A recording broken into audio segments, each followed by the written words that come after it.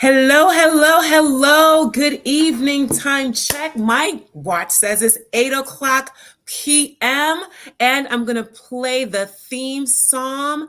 My guest, Nicole Hassannia. Close enough. It's Hassannia, but no one gets it. Hassannia. My brother's middle name is Hassani. Oh, really? Well, Yes. it's 9 letters long. No one can pronounce it. No one can spell it. So I made it into a song. Do you want to hear it? I want to hear it. Well, it's Nicole Hassannia. Hassannia. I And so love it. I love it. I have to spell and say it all the time. So I might as well make something difficult fun. Hassania. Did I say it right? Yes, you did. Yes, I just think of my brother's middle name, Hassania. Wonderful, I got it. And your authentic song is "Roar" by Katy Perry. I'm gonna play a little Woo! bit of it so we can jiggy. I hope forgive me for the but in two, one, and action.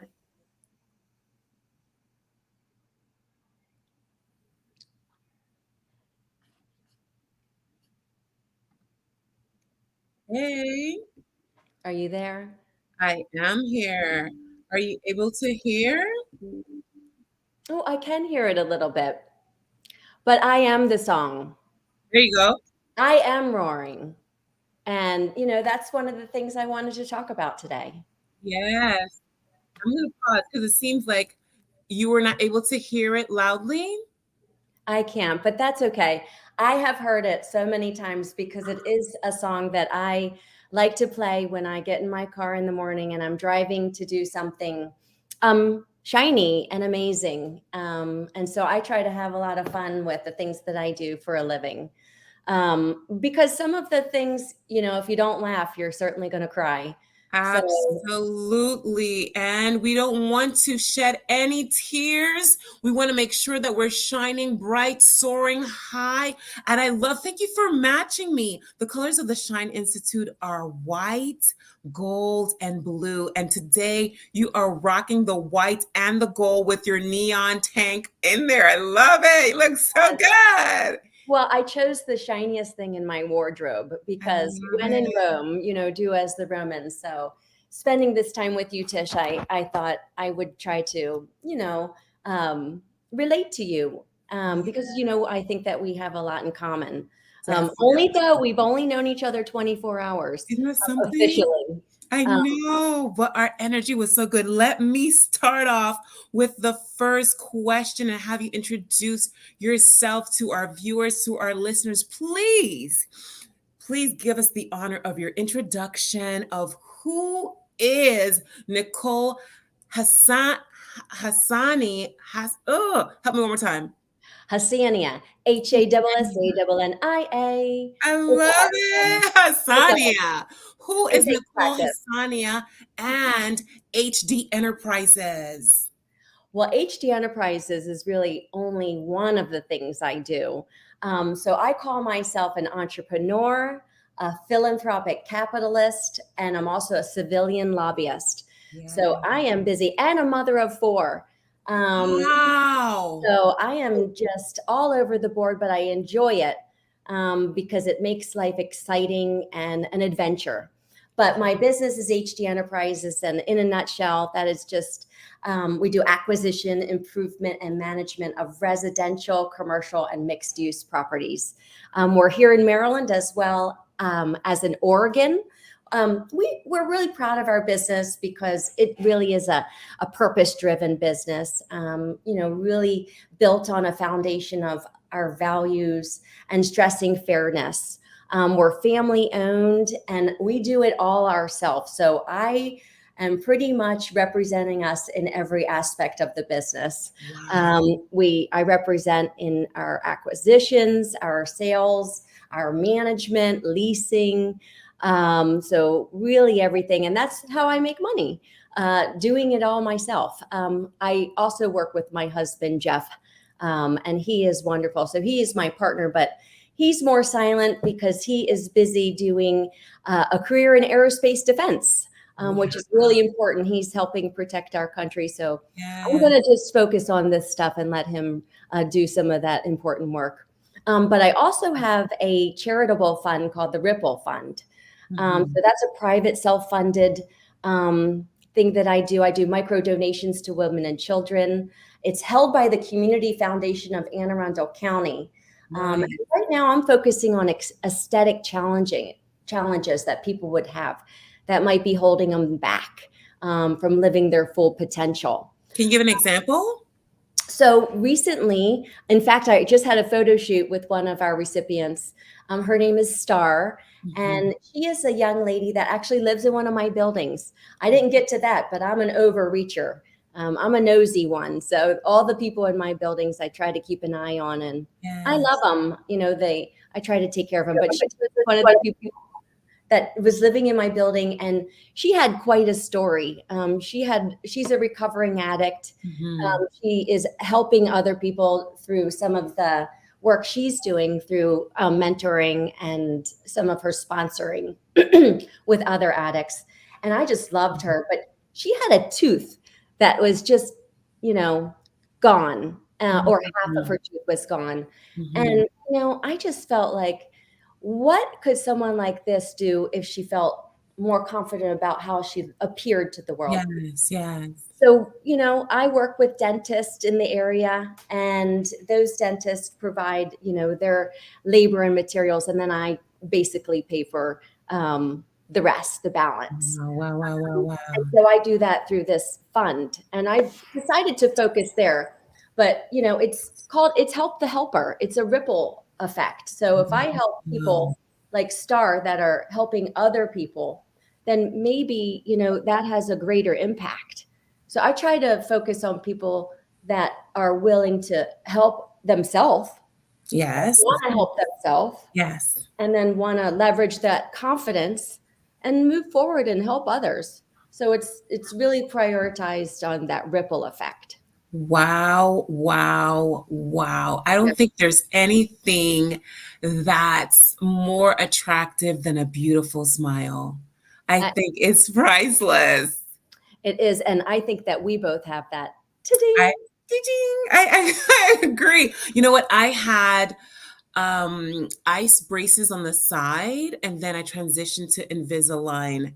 And I really, really enjoyed it. I enjoyed the process. I know I still have to do retainers, but I just had a little bit of a space on the left, and I was like, I just want to close that up. I can afford it. I'm just going to make it happen. But And didn't it make so, you feel wonderful? absolutely, Mhm. absolutely. I don't It's think I necessarily needed it. It probably was a little bit vain to some, but it meant the world to me. Like you said, once you have that 100% confidence, there's nothing that can separate you. absolutely not. And I actually think, half of the reason that people find themselves in, you know, places that are hard or they can't get past is just that lack of confidence. So really, Yeah. you can throw as much money at things as you want, but unless you have confidence and you really have that drive and passion for something, Yes. you're really not going to get far, in my opinion. I But agree. I humbling, would agree. my I would opinion. agree 1,000,000%. I was working on a presentation this evening on public speaking and trying to give back as well. And the last item that I had on there was confidence. You can know the material, you can have the presentation look beautiful, but if you are slouching and you are not presenting as confident, chest out, back straight, shoulders back. I mean, you're It's going to hard. lose your audience. You're going to lose your audience. The confidence is everything. It is. Wow. Well, yeah, so those are my babies. But I do a lot of other stuff. But those are the ones that, really are my heart and soul. And then I do a lot of volunteer stuff. I have a few leadership positions that I also participate in. I can share more as we go on. Yes, yes, yes, yes, yes. That leads me to the next question because we met on a leadership, the National Small Business Association Executive Leadership Council, and there were a number of people there. It was nationwide. There were a number of people up there, but you took my breath away, Nicole. You took my Thank you. breath away with your energy, with your assertiveness, with your ability to voice your opinion very confidently without mincing words, not apologetic in case anyone may not have liked what you said. You were very intentional, deliberate, and I and we shared that in common. I was like, who is this whippersnapper? I gotta have lunch with her. And so my question is in regards to us meeting, um, where did that gusto come from? Did you always have that confidence? That's a big fat no. I lacked confidence for a long time. Wow. I worked really hard to get here, and I'm 44 years young, and Yes. I don't think that I really began my true journey of being a confident, assertive woman until I turned 40. I'm not going to lie. You just get this thing that takes over you. But I worked Mhm. really hard to get here, and I made a lot of mistakes, and I had a lot of personal and professional obstacles. But my Mhm. biggest obstacle was the perception of who I was supposed to be Mhm. and what I was supposed to do, because people thought I belonged as only in promotions or an assistant to leadership, but Mhm. they never thought of me as a leader. Wow. Um, but the straw that really finally kind of changed me Mhm. to this that you see, or the straw that broke the camel's back, I guess you could Mhm. say, Mhm. was the final and last time that I experienced misconduct in the workplace. And I can get into that more. But I was so hurt and frustrated with some of this misconduct, and I didn't know where to turn. So I turned to my faith, and something altruistic came over me. Mhm. And I knew that I needed to advocate for more change and Yes. equality, real Yes. equality in the workplace. And fast forward, here I sit today. But there's a story to it, and I can get into it as we go on. I am just your strength shines through, Nicole. Your Thank you. strength shines through. We have to. I mean, if I sit here and I can envision a wish list, maybe by the end of 20 and 23 or the kickoff of 2024, Nicole, we have to have a women empowerment, whether it's brunch or a mixer, grab a cocktail or something because I can you and I together in this. I mean, it would be like that lunch yesterday. It would just be phenomenal. The fact that you were disappointed in the workplace and you did not have a pity party.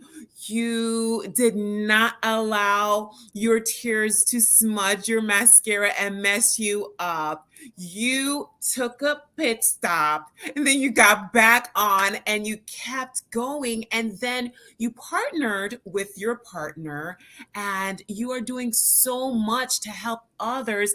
Give a hands up, give a hand up. You're not giving handouts. You're giving a hand up so that that next woman cannot have to go through, what you went through, and so that they can have the stick to itiveness to persevere through any low valley, any trial opportunity. And I absolutely love it. Absolutely. I hope that women like us can inspire other women. I think a lot of women lack role models because we're reinventing what a woman is. I Yes. think a lot of women are left confused about who to look up to. Um, Mhm.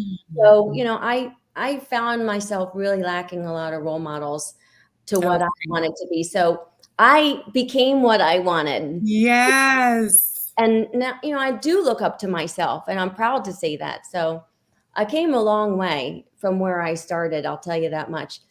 And it's not all pretty, but if you're not resilient and if you don't learn from the mistakes that you made and the things that happen, man, all you are is just a victim. And I Yeah. won't be that ever. Absolutely. We will be victors. We are fighting from a place of victory because it's already won. We just have to claim it. Claim it. And so, my next question for you is piggybacking on what I've already said. We had an amazing lunch yesterday.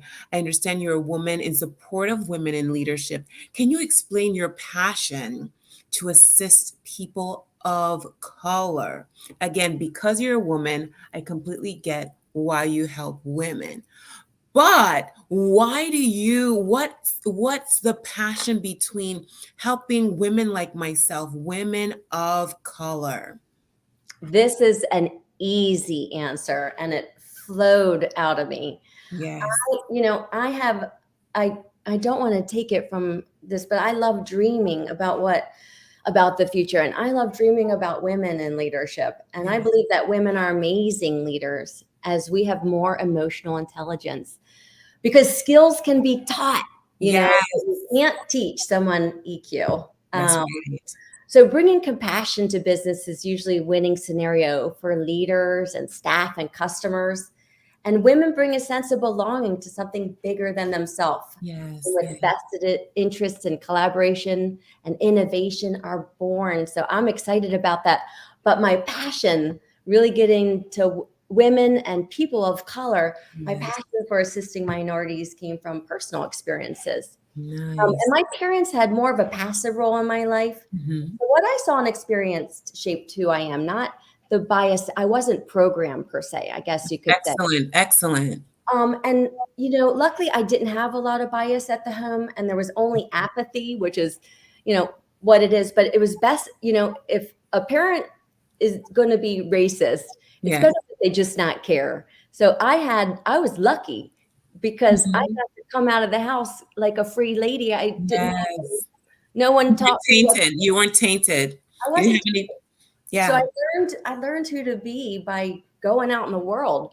And I'm sensitive. So I saw the bias toward minorities and women Yeah. realistically, but I had no power to do anything other than to succumb, Yeah. how the world was. I'm 44, so it's changed a lot. But as I got older and my pocketbook depended on succeeding, it started to become more an issue for me.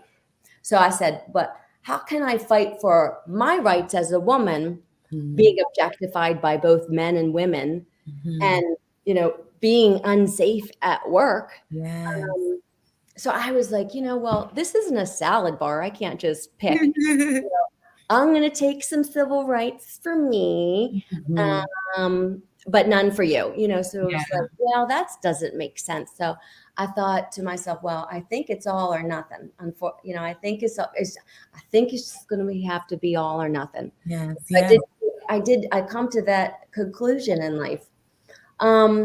Plus, I love resilient, Yes. strong, and emotionally intelligent, creative people. And I got to tell you, women, people of color have this thing about them, this Spicy. sensitivity. Spicy.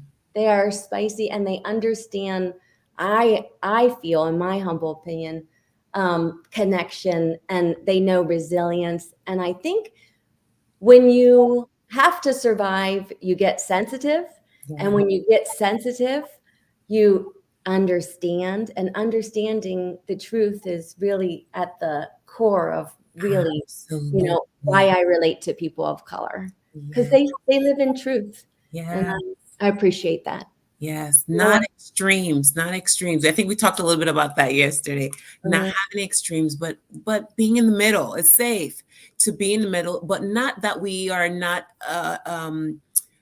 prone to risk taking, but wanting to make sure that it's level head and it's fair.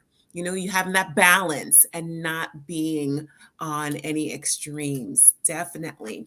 And yeah. so I did not put in the lineup to talk necessarily about um, your particular example at work, But at this point, I would have you, whatever you feel comfortable in sharing, the floor is open to you.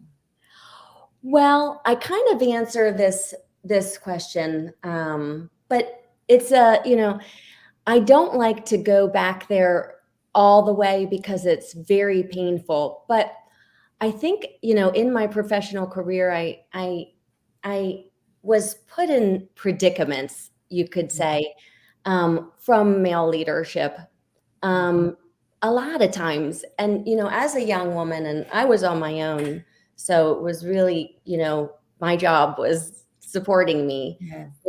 I was put in a lot of positions. I was a promotional model. I did a lot of marketing events, things like that. That's what, girls like me end up becoming, even though, we could be more, but I didn't have the pedigree and I really did not have the capital. So I was just, part of this machine. But, it happened so many times. I honestly thought that that was how work was. That's what happened at work, Mhm, mhm, mhm. until I got older and I married my husband, Jeff. We've been together for 10 years. Wow. He's my second Congratulations. husband. Thank you. Mhm. I failed the first one. I could, but I'm not failing this one. Good. And he said, this isn't supposed to happen at work. And what? And so I was, plus, my husband gave me that financial security. So I had a net, and because I had that net and I had the confidence, I decided to fight back. And Wonderful. the offenses were, there was sexual misconduct. Um, Mhm. and it happened the last time, I left my position at age 40 because of that. And it was devastating to me because I had worked very hard to get where I was. Yes. And I had a job I was proud of, and I, was charged with, creating a department. So it was a big loss to me, and it was Mhm. devastating, and it hurt really bad. But Yeah. I just, feeling unsafe in the workplace, and that last time, it just Yes. really did affect me in a deep way. And I think half of the reason I do what I do today is honestly because of that. And so how can I I can't fault what happened to me Yes. because it made me, this passionate advocate Better. Yes. for women, minorities, and for small businesses. And Mhm. these things are very, very important to me. And DEIA work has become my heart and soul. Because Yes. I think right now, unfortunately, fortunately, that's all we really have. I'm hoping there's more legislation and more protections being put into Yes. place as we move along with this journey of equity. But right now, that seems to be a great place to start. So I pour a lot of the things that happen to me now into some of the work that I'm doing in that area. Good for you. I mean, I applaud you for standing up, for fighting back, You're for not the favorite when you do, by the way. uh, never the favorite. I No. mean, never the favorite. I can completely understand. And, I've been told that I'm too shiny for some, and it's okay because at the end of the day, when I lay my head on my pillow at night, I feel good about myself. I know that I give it my all every single day. I stand up for those who need a voice. I went to a DEI conference on the 11th of this month, and two takeaways that were asked in one particular breakout session. And the first question is there anyone at this table that's dominating, that's monopolizing the power? Is there anyone here who thinks they're the big person in the room? Is that person here? And make a note. So, okay, we want this person to have a voice, but they're not going to take 75% of the voice when we have 75 people at the table. They're going to have one voice. Then the second question that was asked of us to be mindful of is who's not at the table, right? Who's the other 25 people that's not here? Just to throw out numbers to get to 100, right? Who's not here? Who's being silenced? So we cannot in corporate America, in large organizations, we cannot not ask those three questions. Is someone taking control? Do we have all the invites out? Are we allowing those that may not have a voice to participate and to have a voice so that we can make a fair and just, equitable decision, making sure that it's inclusive so that we're making the right choice? I was just completely very happy to be mindful. Hey, it's not just my thought. This is something that I need to continue to push for my clients, making sure that we are being fair. We are being fair. We're diversifying our thoughts. We're making sure that we are being equitable, inclusive. I mean, anti-racism. There's so much justice. I mean, I think the acronym continues to get long, making sure people feel that they belong. So I am definitely looking forward to continuing to push DEI and educating different organizations so that they can have the wherewithal to create a safe space that's psychologically safe, that's physically safe, and a place where maybe they can put in a 4-day work week. That's the hot topic now, and an environment where people want to have a career, to stay, to retire, and not just a job where every time there is a emotional zig, right? They're on Indeed trying to find another job. So I just applaud you for not being bitter, but for being better and to being an advocate for this initiative. Kudos to You know, you. it's hard not to be bitter. It's hard not to be angry.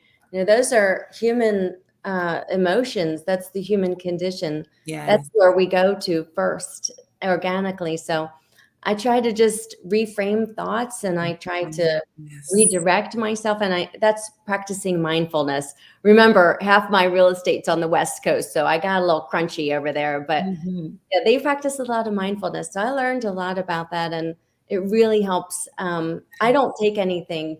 I don't medicate myself in any way. It's Um, good. so I try to stay off of the Xanax and the antidepressants. And Yes. so as a woman in her 40s, my chemicals are changing. So Mhm. I'm trying to get more creative. So I try to dance, sing, Yes, I think love it. positively, avoid toxic people and places and things. I call them toxic nouns. And Mhm. those things all help. Not being better and not being jaded and angry, but it takes a lot of work to be like that. Absolutely. I am going to throw an audible. This question wasn't on here, but as you said that, it came to my mind. So I'm going to ask, mental health, since you mentioned some of the antidepressant drugs, mental health is another huge topic here in 2023. And all that we went through over the last 3 years with the global pandemic, so on and so forth.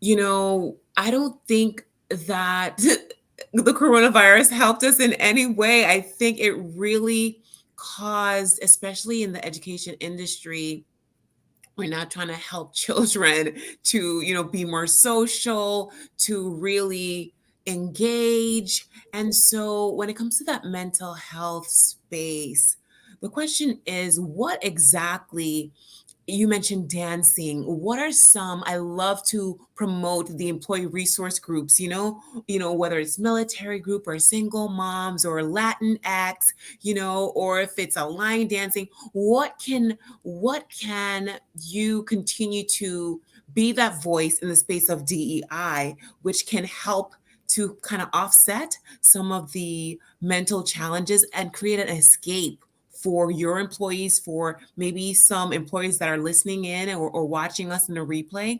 What would be maybe one or two things that work for you in your mindfulness that potentially can be an employee resource group and a way of escape for employees when the going gets tough? I mean, one of the things that I used to do was tenant experience. Okay. And I also did, I checked in with CEOs. So I would work with CEOs, and we would go to each company, and we would try to not sign new leases, but renew current leases. Mm-hmm. So I had to get to know each business individually so Mm-hmm. that we could create programming and experiences for their teams. Mm-hmm. Um, to prevent the burnout, Yeah. to keep the employees happy so Yeah. that they had, income and profit, and they could still work in the buildings and pay these Yes. huge. So we had to create these, but they're so different depending on what kind of company. That's So, right. for example, my husband's in aerospace defense, and so it's a lot of engineers. Mm-hmm. So the things that they find, to be useful to preventing burnout and to and addressing mental health are completely different than, say, a financial firm who, Yes. or maybe they're the same. I don't know. Those are bad examples, but it's Mhm. not a one size fits all. Correct. So I don't, that's a hard question to Mhm. answer because it all depends on the kind of industry you're serving. Absolutely. I do want to shout out some platforms like Beekeeper for the techies or Culture Amp or Give Hero. They're just so creative in trying to connect. Right now, I am on StreamYard. This is our studio, our green room, and it's allowing me to stream on the Shine Institute's Facebook, LinkedIn, and YouTube. And so, can you imagine being one of those engineers? I don't know how large the organization is, but being able to connect with your team, not only at the computer on Teams or what have you, but just really connect, whether people are posting their pets or they are sharing what other group that's they're having a meeting or a chili cook-off or whatever the case may be, whether there's a charity or a foundation that they want to give. Give Hero provides a good way, whether it's running a marathon, different sources that can connect the team so that it's more than just coworkers, but creating that family feel. I just do applaud those platforms for trying to get it right and trying to create those spaces for the workplace. It's all about connection, It is indeed. connecting people. However you can do that, there's so many ways. I think people just need to get creative and maybe just ask their staff what they want. Is that a crazy thought? No, I love pulse surveys. It's so important that we cater, that we're catering the order to the greatest stakeholder, which is the employee, right? We are catering Absolutely. to what they want to see and not what necessarily. I mean, leadership has a purpose and we love leadership, but it's important that person doing that's in the field, that's in the trenches, that they are in fact that they're not silenced, right? That they have an opportunity to voice what's working, what they have as a suggestion. Because oftentimes those boots on the ground, they see the solutions big in the face, like, hey, why can't leadership just do this? But if we ask and empower them, oftentimes more of our opportunities would be addressed that way. Absolutely. Oh, I have a question. What do you think? What do you believe is the greatest challenge in some of these large Fortune 500 big organizations? And what do you think? How do you think HR or leadership can approach some of those challenges? Well, that's a big question, and I can only answer it really from my perspective. Mhm. So for me, it's glass ceilings, period. The discrimination and the pigeonholing, for me, just with my roles and promotions and marketing only, Yes. even though I had expressed interest and had skills needed, I was just never extended opportunities in leadership. Also, as I mentioned, I felt unsafe at work. Mhm, mhm, I had to leave at age 40, corporate America, mhm. because of what had happened to me. So I didn't know. I didn't know. I could fight back. And, when I learned how to fight back, I did. And, it really made all the difference for me. So breaking through that glass ceiling and have the opportunity to have a voice right now for me as an entrepreneur have been incredible. But I had to get out of corporate America to have all these things. So Yes. if I were a CEO, this is an easy answer for me. I would take DEIA more seriously. Yes. And I mean, I would really teach it and I would enforce it Yes. for all, no exceptions, because enforcing it will set an intolerance for discrimination. Yes. And Absolutely. it'll turn and create opportunity and the safety needed in the workplace. So I think, I always try to look at problems from where the root is. Where's the root? Like peel, Yes. peel, peel, peel, peel. We always, Mhm. people look on the surface only. Yes. They Yes. never really take time to really think about where it all comes from. And honestly, I think DEIA is at the core of it. I It really is. do. It's how people feel, how they Mhm. feel. And if people do not feel safe and empowered, they are going to be dull thinking. And Yes. dull thinking people are doing the bare minimum. And employees Yes. really just don't understand. They are leaving money on the table this way.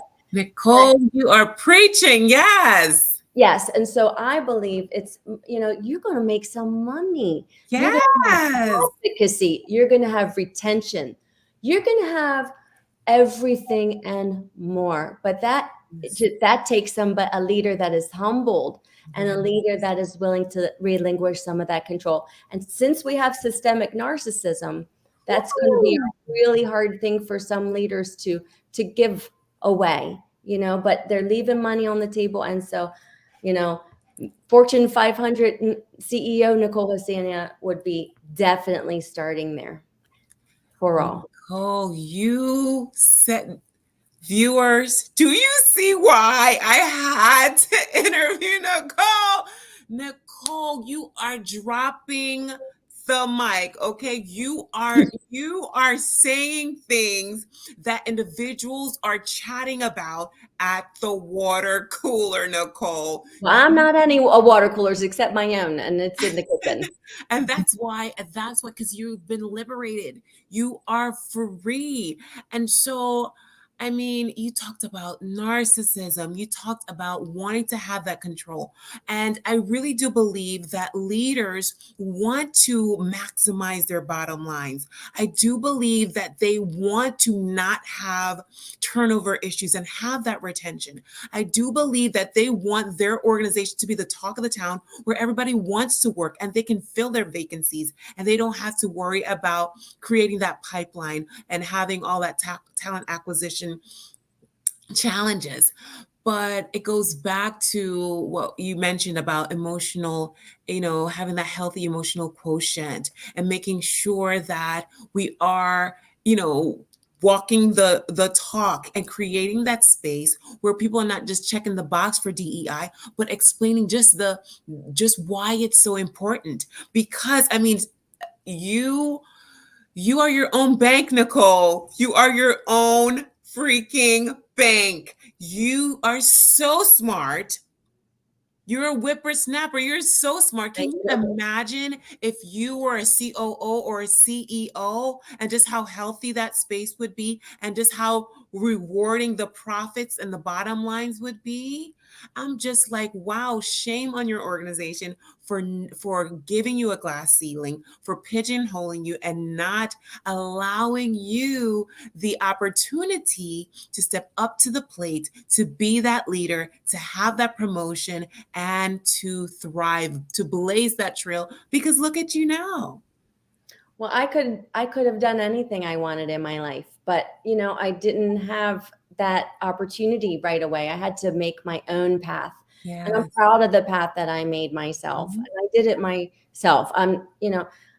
I had help along the way, but I Mhm. feel like I had more people trying to keep me down than I did trying to Mhm. lift me up. I'm not going to lie.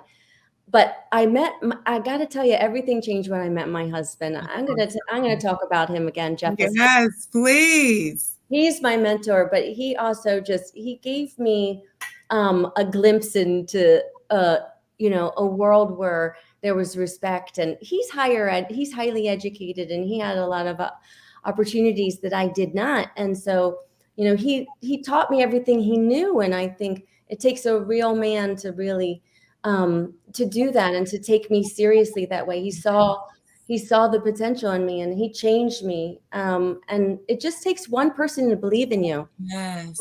And he was that. So, I think we can all help each other by just really seeing each other and Mm. really just believing in them. You don't need it doesn't need to be my love story, which I'm so proud of, Yeah, but I love it it. can just be, a somebody at work, a mentor, a boss, a peer. Mhm. It starts somewhere, and so I do pray for everybody to have that one person that just, breathes life into them again, Yes. and shows them the way. And that's what he did for me. So I thank him for that. I hope one day that I get to shake his hand because he sounds like an amazing person indeed. It's weird because I'm so pro woman, and that's what, and I'm my hero and mentor as a man. So he changed the way I really thought. There's not toxic men and women. There's just toxic people. So Yes. he opened my eyes to that. That's so good. That's so Forgave. healthy. I had Yes. to forgive men, for some of the things that happened to me, but That's I awesome. have. I have a curveball for you.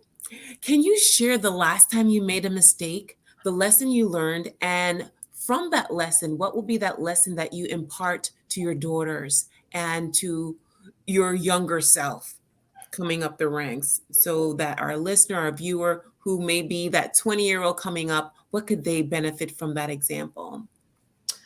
Well, I am a firecracker. Yes. I'm a very passionate person. I feel emotions intensely. So I'm either really happy, really mad, really sad, but I'm always really something. I'm Mhm. never really not. I'm just not. I don't function on a average wavelength. Mhm, So mhm. I'm overreactive and very sensitive to comments about my appearance. Mm. Um, I want so much to be taken seriously Yes. without sacrificing my feminine authenticity. Yes. I don't want to change, this shiny thing that I am, like you. Mhm.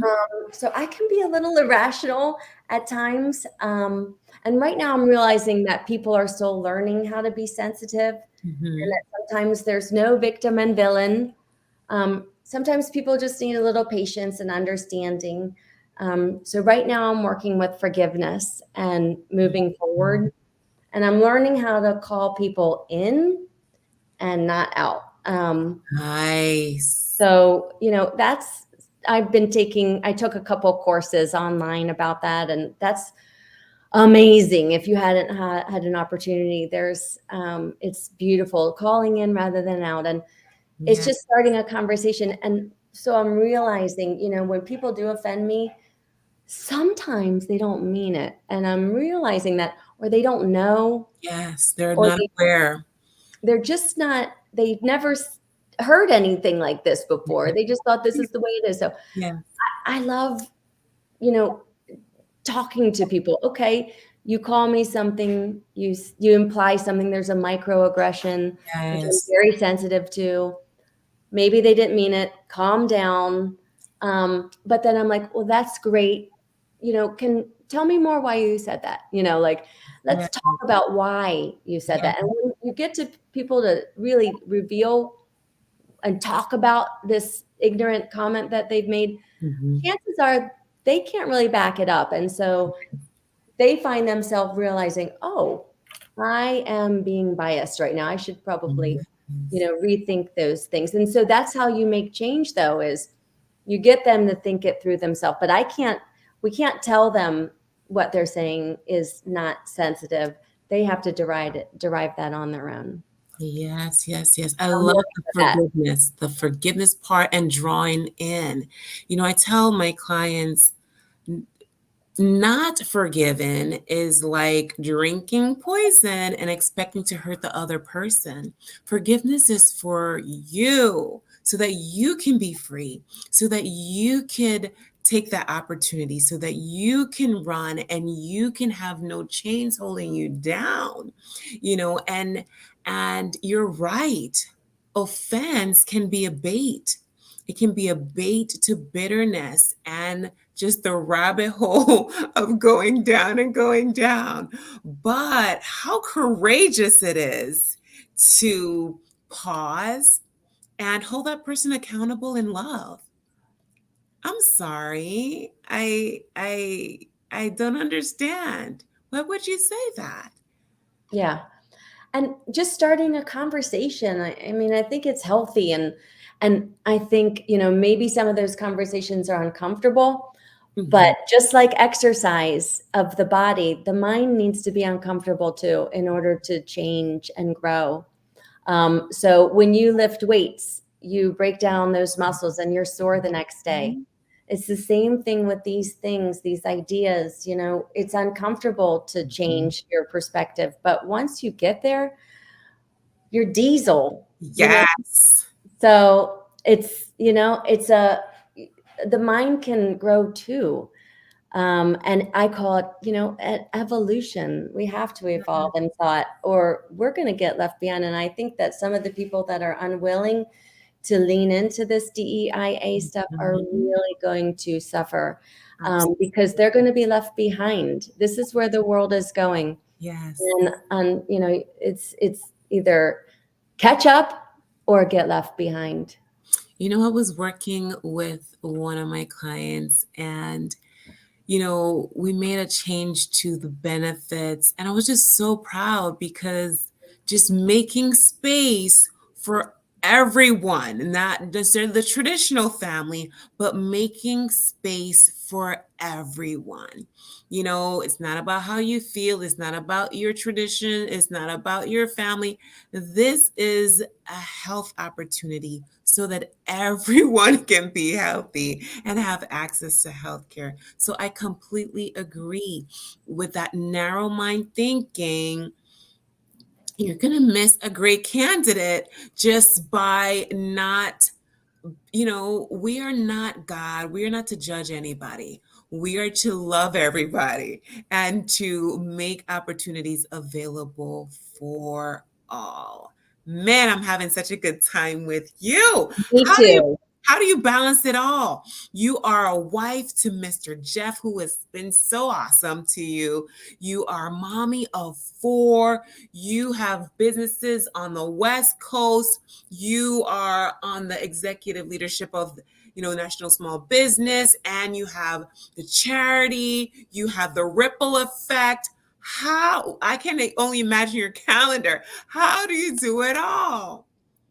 Well, like I said before, I'm completely unmedicated, but one of the things that God gave me was a good old case of ADD.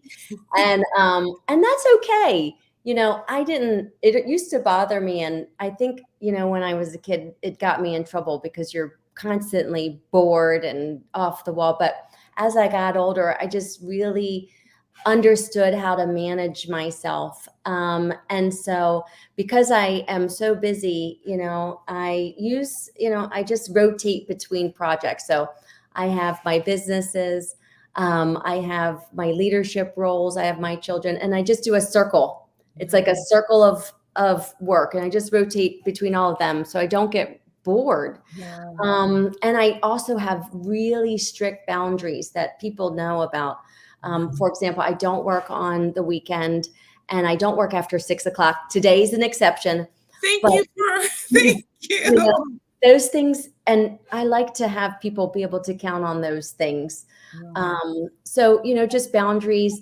And then I have a lot of faith in my life. So I know that the pace that I'm running is for a greater purpose. Yes. And the fact that I am, a lot of what I do is volunteer, so the things that I'm doing are for the people, and that motivates me. And being a sense of purpose, I got to tell you, is worth more than money. Yes. And you It know is. You are. Oh, it is. it is, it feels, it's like a wealth that I can't put into words. And people that don't have a sense of purpose, they'll never really understand that feeling, but the people that do, the people that have been affected by that altruistic, Yes. bug. Yeah. They know that, and God, I got to tell you, if I died today, I would be happy. I Yes. would say that I was proud of what I'm doing and the legacy that I'm leaving. You know what, Nicole? I am not Oprah. I'm not a billionaire. I'm not, but you hit it on the head. I do believe I don't have tangibly the billions in the bank. And if I don't get to be a billionaire, I'm okay with that because my heart is so satisfied. My heart is overflowing. I am at a point in my life where I am so overjoyed and content and happy. I have peace. Some people have to medicate to have that. I have joy. I am not happy. I have joy. So even if I'm in a valley, even if I'm eating peanut butter and jelly and I don't have certain things, I still have joy. So I have worked with millionaires that have everything, but they didn't have that peace, didn't have that joy or that hope, and that purpose. So I would definitely have to agree with you there again. It's just priceless. You can't put a dollar amount on it. I agree wholeheartedly. It's amazing to have a purpose, to love what you do, and to help others to be their absolute best. So what is your next challenge? What is coming up next on your horizon, whether it's any of the three, whether it's your businesses or your volunteer charity or even in family life? Well, my next challenge is a challenge that we're all going to have, because I am preparing for an economic downturn. Um, you know, as you know, I sit on the Economic Development Committee for the National Small Business Association. So we are talking about this issue, especially with the debt ceiling, what will happen. Yes. And we can see some of the things that are already affecting us. So I'm a real estate investor. Mhm. So times like this, of course, are opportunities for me because, I am going to take advantage of a large inventory of real estate coming available with a lot of motivated sellers. I mean, this can be great for me, but it affects the people, and it's going to affect some of the people in my buildings, my tenants, and Yeah. also how's it going to affect small business, which, by the way, is very important to me. It's a way out for people. It's the only thing they have, is their only source of income. So Yes. this is going to be really hard for people. So, I it's a challenge for me. It's going to be an opportunity for me, but I want to try to find something in the middle. And I find myself really, I don't have the answers to that right now. So yeah, it's a challenge because I don't know. And ambiguity is hard for anybody. It's Yes. uncertainty is what Yes. keeps us up at night. Is people, that's why people try to control everything. They Yes. control the narrative because they hate uncertainty, Yes. and that's the challenge for me too, because I hate it too. Yeah. My challenge. Yeah. Love it. I think that is our president's challenge. And you have just the him, Hmm. that's so true. And I remember that's where I met you and our conversations about that. And how can we prepare? What can we do? What can we think outside of the box to try to bulletproof ourselves, right? As we anticipate that to come down the pipe. And so, what is your greatest accomplishment? You have done it all. You've been employee, you're now employer, you have been single and living the vida loca. Now you're married with your own familia. What has been your greatest accomplishment, your trophy moment? It's my family, for sure. So if you look at success, where you started and where you are today, I nailed it. I failed my first marriage miserably. I got two beautiful children out of it, but I didn't want that to be the example for them, seeing that. So I married my husband, Jeff, 10 years ago. I got 2 bonus children. That's the 4. We're a Brady bunch, literally. And And we work so hard to nurture our marriage and our relationship with our children, because we believe if we have that strong foundation in place, we can really take our mind somewhere else and, really pour it into some of those other things that we want to do for this world and for people, and not worry about, God, did he leave the toilet seat up again? So we try to really hover above some of that white noise and make sure we're solid and our family's solid. And then everything else kind of just falls into place from there. I'm really proud of that. It took me a long time to nurture the relationships that I had. Whereas I think a lot of people have it backwards. They nurture all the other stuff and they leave their family yeah. last. And I learned from that. I've asked the question many times when I meet leaders, is there any regrets that you have? And sometimes the women, in order to become who they were, they had to sacrifice that family aspect. And so I learned from those answers. I Yes. learned, like I said early on, all of who I am is just a function of asking everybody questions. Because remember I had passive parents, so I Yes. asked everybody questions like, "Tell me why," you know. I Well, love it. but And I'm sure your parents are so proud of you. we're estranged, so I don't know that they know anything about me, to be honest, unless they Google my name. But they never really cared, so I doubt they do now. I love your transparency. It's going to take you to the White House. I mean, your transparency, I love it. Your authenticity. You have been blessed, man. I am Well, so proud of you. if you don't laugh, you're going to cry. So I just try to Absolutely. smile through it. Smile through it. Yes, yes, yes, yes, yes. Well, can you believe it is 3 minutes until 9 p.m.? Oh, do we need to wrap it up? I want to give you a pitch. I want to give you an opportunity to have a commercial so that people can visit your website and they can get to know more about you because you are freaking amazing. Well, thank you. Well, I did want to share one business that I am creating right now. It's a real estate investment fund called SSR. And Mhm. what that stands for, Sustainable Real Estate with a Social Responsibility. Nice. So this is inspired by the upcoming investment opportunities, like we were just saying, and the economic Mhm. downturn, unfortunately. So I'm going to take advantage of that. I'm going to do in a real estate investment firm. So I'm going to be working with other investors. I'm going to play nice in the sandbox and open Yes. it up, not work with just myself. Yes. But I'm going to marry HD Enterprises and the Ripple Fund. So what I'm going to do is the same thing that I'm doing now, scaled up. I'm going to do larger properties, larger buildings. And then Mhm. I'm going to take 10, 15% of those profits and I'm going to pipe them into the Ripple Fund. Nice. So this is going to be philanthropic capitalism. So Yes. investors are going to still get a return.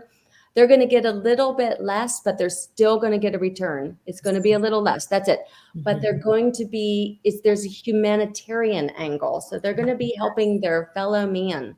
And I've already have this charity in place. So, they can see what we do. But, if you know anybody that's looking to invest in real estate while also giving Yes. to charity and making money Yes. and being responsible You to know what? the environment, send As them you my way. said Let's talk. Yes, as you said that, I think of my girlfriend. She actually won. She made a deal. She made a deal. She made her pitch, and she won a nice amount of money. I don't know. She's also a realtor. She's in real estate, and her pitch was to try to um, buy a hotel and try. I don't know if that's the same niche, but I definitely am going to connect both of you ladies for I would sure. love that. I would love that. I want to get started. As you can see, the writings on the wall. We don't have 2 consecutive quarters of negative GDP, but we have something that we've never seen before. And like I said, for real estate investors, this is the time we shine. So I'm ready and I'm already gearing up. And I have a current portfolio I could share, just a little example of what I already do. So I already do this, just going to do it bigger. Yes. And your website, so people can get to know more about you, maybe send you an email, give you a call, that investor that may be watching right now. It's www.hd-us.com. Love it, love it, love it. I know that your family is your heart, your pride, and your joy. Thank you so much for allowing me to interview you after hours. Thank you for having And of me. I love course, making exceptions. thank Rules are you. meant to be bent, never I broken. love it. I love it. I mean, I can't wait for the next time we get together. You are just so forward thinking. Your future is bright. You are just a superwoman. You are a superwoman. I thank you for making the time. I am going to make sure that I put a link in the comments of this broadcast of that Katy Perry. Is it Katy Perry, The Eye of the Tiger? Katie Yes, Tabor, yes. what I want all women to do. Yes, yes, yes. So, from my heart to yours, I hope you have a wonderful evening. Keep shining. The best is yet to come. You're gorgeous. Thank you. Mhm. You are too. It Hold takes one second. one. Right back at you. Hold one second.